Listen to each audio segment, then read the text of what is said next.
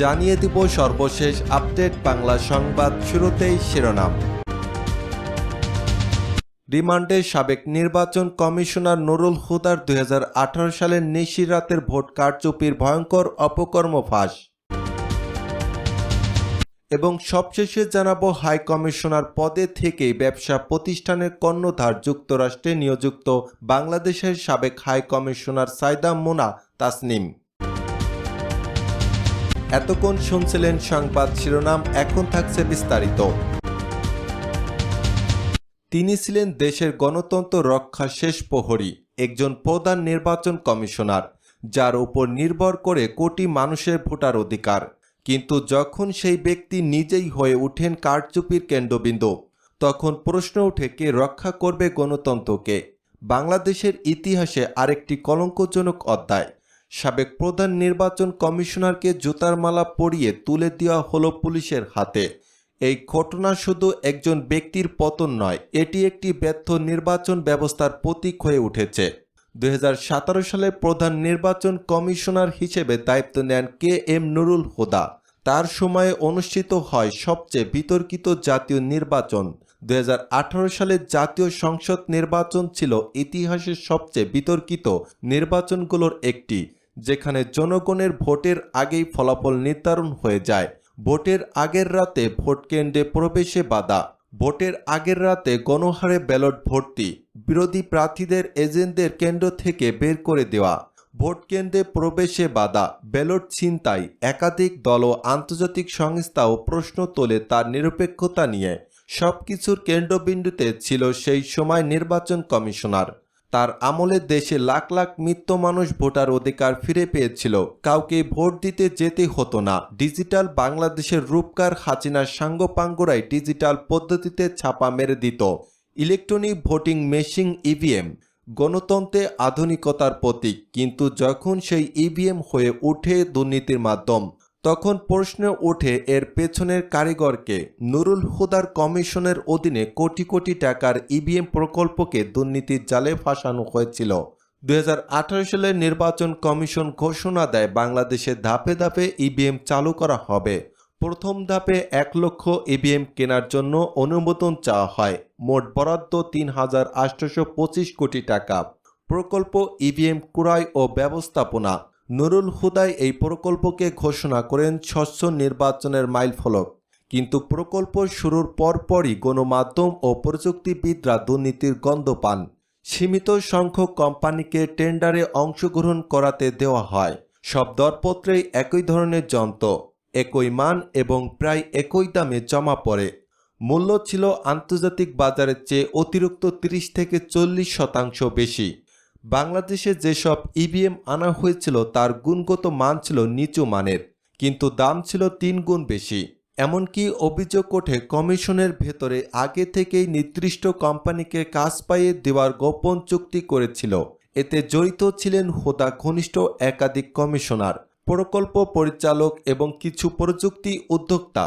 দুদক সূত্রে জানা যায় প্রক্রিয়া লঙ্ঘন করে পছন্দের কোম্পানিকে বরাদ্দ দেওয়া হয়েছে। দামে অস্বাভাবিক ফারাক, কমিশনের ভেতরে ঘুষ লেনদেন ও কমিশন বন্টনের প্রমাণ মিলেছে। প্রতিটি মেশিনে 20 থেকে 30 হাজার টাকা বেশি দেখিয়েই কমিশনের সদস্যরা ভাগ নিয়েছে বলে অভিযোগ। প্রকল্পটি ছিল মূলত কিকব্যাক ভিত্তিক দুর্নীতির মডেল। এখানে প্রযুক্তি ছিল নামমাত্র, মূল উদ্দেশ্য ছিল কমিশনের পকেট ভরানো। EVM এর নামে দুর্নীতি, প্রকল্পের নামে লুটপাট আর দায়িত্বে থাকা একজন কমিশনার, যিনি স্বয়ং এই জালিয়াতির মূল হোতা, যাকে জুতার মালা পরিয়ে তুলে দেওয়া হয়েছে পুলিশের হাতে। এই ঘটনা শুধু একজন ব্যক্তির পতন নয়, এটি একটি ব্যর্থ নির্বাচন ব্যবস্থার প্রতীক হয়ে উঠেছে। একটি রাতেই যখন কোটি ভোট নষ্ট হয়ে যায়, তখন শুধুমাত্র একজন কমিশনার নয়, পুরো জাতি তার মূল্য চায়। কমিশনার হুদা দায়িত্বে থাকাকালে কোটি টাকার সরকারি বরাত কোথায় ব্যয় হয়েছে তার স্বচ্ছ ব্যাখ্যা আজও নেই। অভিযোগ উঠেছে কমিশনের দাবি করা বিদেশে সফরগুলো ছিল মূলত পরিবার নিয়ে ভ্রমণ। নথি অনুযায়ী 2017 থেকে 2021 সাল পর্যন্ত অন্তত 18টি বিদেশ সফর করেছেন তিনি। তার অনেক সফর ছিল একা, যেখানে অন্য কমিশনারদের রাখা হয়নি, পরিবারকেও নেওয়া হয়েছিল অনেক সফরে। এমনকি টিকিট খাওয়া সবই সরকারি ব্যয়ে। এই ভ্রমণগুলো আজ ছিল রাষ্ট্রীয় তহবিলের অপব্যবহার, যা এক ধরনের ক্ষমতার অপচয় ও দুর্নীতি। সম্প্রতি দুর্নীতি দমন কমিশনের অভ্যন্তরীণ অনুসন্ধানে বের হয়ে আসে নুরুল হুদা ও তার পরিবারের নামে রয়েছে ঢাকার অভিজাত এলাকার একাধিক ফ্ল্যাট, জমি ও ব্যয়বহুল গাড়ি। দশম, একাদশ ও দ্বাদশ সংসদ নির্বাচনে প্রধান নির্বাচন কমিশনার কাজী রকিবুল উদ্দিন আহমেদ, কে এম নুরুল হুদা ও কাজী হাবিবুল আওয়াল কমিশনের বিরুদ্ধে নির্বাচন কমিশনে আনুষ্ঠানিক অভিযোগ করেছে বিএনপি। পাশাপাশি সাবেক এই তিন প্রধান নির্বাচন কমিশনার এবং সাবেক প্রধানমন্ত্রী শেখ হাসিনা সহ ১৯ জনের নাম উল্লেখ করে অজ্ঞাত আরও কয়েকজনকে আসামি করে থানায় মামলা করেছে বিএনপি।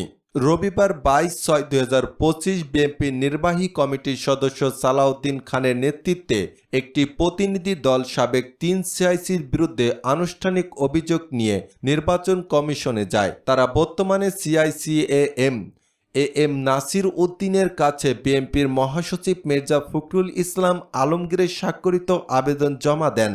আবেদনে ওই তিন নির্বাচন পরিচালককারী প্রধান নির্বাচন কমিশনার ও নির্বাচন কমিশনারদের বিরুদ্ধে আইনগত ব্যবস্থা নেওয়ার দাবি জানানো হয়েছে।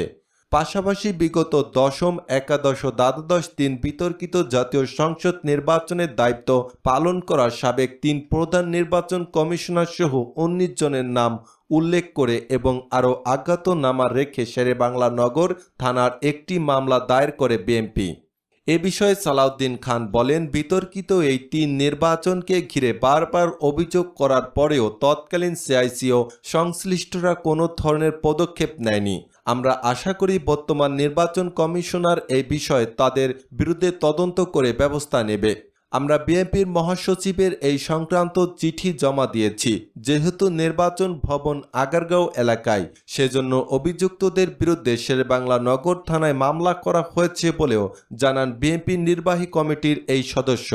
শেরেবাংলা নগর থানার ওসি ইমাউল হক জানায়, বিএনপির একটি প্রতিনিধি দল থানায় এসে দশম, একাদশ ও দ্বাদশ সংসদ নির্বাচন সংশ্লিষ্টদের বিরুদ্ধে মামলা করে। এতে তিন সাবেক প্রধান নির্বাচন কমিশনারদের পাশাপাশি সাবেক প্রধানমন্ত্রী শেখ হাসিনা সহ ১৯ জন এবং অজ্ঞাত আরও কয়েকজনকে আসামি করা হয়েছে। জানা যায় ২০১৪ সালের ৫ জানুয়ারি দশম নির্বাচনে ৩০০ আসনের মধ্যে ১৫৩টিতে আওয়ামী লীগের প্রার্থীরা বিনা প্রতিদ্বন্দ্বিতায় সংসদ সদস্য হয়ে যান। সেই সংসদকে বিনা ভোটের সংসদ আখ্যা দেয় ভোট বর্জনকারী বিএনপি।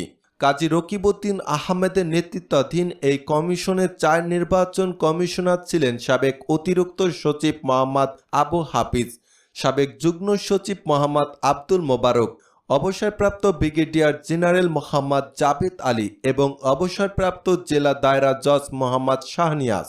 ২০১৮ সালের ৩০ ডিসেম্বর একাদশ জাতীয় নির্বাচনে বিএনপি অংশ নিলেও ব্যাপক কারচুপির অভিযোগ ওঠে। অধিকাংশ ভোট আগের রাতে হয়ে যাওয়ায় অভিযোগের মধ্যে বিরোধীদের মাত্র ৬০টি আসনে জয় পায়। সেই নির্বাচনের নাম হয় রাতের ভোট। কে এম নুরুল হুদার নেতৃত্বাধীন এই কমিশনের অপর সদস্যরা ছিলেন সাবেক সচিব রফিকুল ইসলাম, সাবেক অতিরিক্ত সচিব মাহবুব তালুকদার, অবসরপ্রাপ্ত জেলা জজ কবির খানম, অবসরপ্রাপ্ত ব্রিগেডিয়ার জেনারেল শাহাদাত হোসেন চৌধুরী। ২০২৪ সালের ৭ জানুয়ারিতে বিএনপি ও সমমনাদের বর্জনের মধ্য দিয়ে দ্বাদশ জাতীয় নির্বাচন অনুষ্ঠিত হয়। ওই নির্বাচনকে অংশগ্রহণমূলক দেখাতে শরিক ও বিরোধী দল জাতীয় পার্টির জন্য আসন ছেড়ে দেওয়া আওয়ামী লীগ আর নির্বাচন প্রতিদ্বন্দ্বিতা হয় ক্ষমতাসীন দলের প্রার্থীদের সঙ্গে দলের স্বতন্ত্র প্রার্থীদের ডামি প্রার্থী হিসেবে অভিহিত করা হয়। ফলে এই নির্বাচনের নাম হয় ডামি নির্বাচন। কাজী হাবিবুল আওয়ালের নেতৃত্বাধীন এই কমিশনের আরও ৪ নির্বাচন কমিশনার ছিলেন অবসরপ্রাপ্ত সিনিয়র সচিব মোহাম্মদ আলমগীর ও আনিসুর রহমান, অবসরপ্রাপ্ত জেলা ও দায়রা জজ রাশেদা সুলতানা, অবসরপ্রাপ্ত ব্রিগেডিয়ার জেনারেল